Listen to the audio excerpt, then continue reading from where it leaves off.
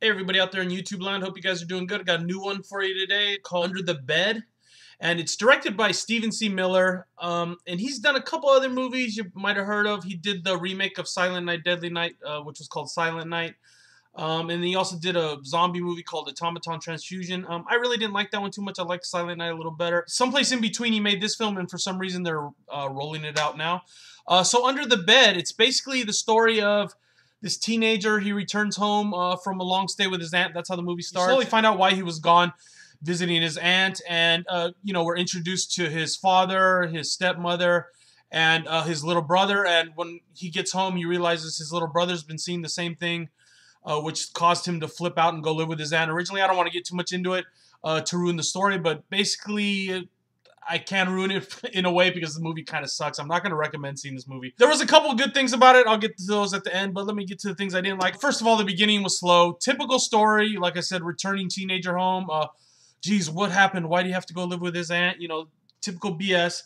And then on top of it, the main character is completely unlikable. He's just a D-bag. The little brother is a bad actor. They're all bad actors. The whole movie is just bad acting, bad acting. And I was trying to get a feel if Stephen C. Miller, the director, wanted to have sort of this tongue-in-cheek feel about the movie, because it's really hard to tell with the way the tone's set up. You know, I intentionally cheesy or not intentionally cheesy. And there's this line about Barry Bonds. I'm not going to say the joke, but when you hear it, you'll know what I'm talking about. And that kind of convinced me that, you know, it's tongue-in-cheek. But I wish he would go a little more tongue-in-cheek if he's going to do it, because the movie just comes off bad. It just comes like a bad horror movie. The one good thing I'll give it about this movie is there's like a thing living under their bed. Obviously, hence the name Under the Bed. Of course, nobody believes them, which is another cliche.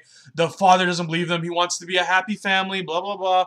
You know, you've seen it a million times. And another thing, the dad kind of reminds me of a pissed off Alec Baldwin. The dad's a D-bag too. All the characters are unlikable. So when they finally get to the thing that lives under the bed, it actually looks pretty cool. The third act, it does pick up. It's like the last 20 minutes, it picks up a little bit.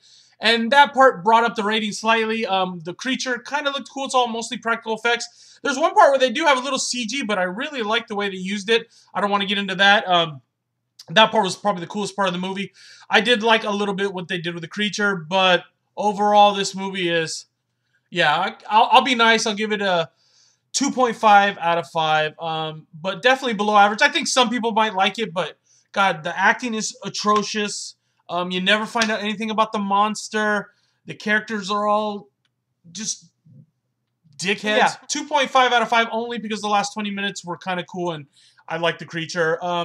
Skip it. Like I said, I'm not recommending it. All right, if you've seen the movie, let me know what you thought. If you've seen any of Stephen C. Miller's other stuff, stuff I didn't mention, especially comment below.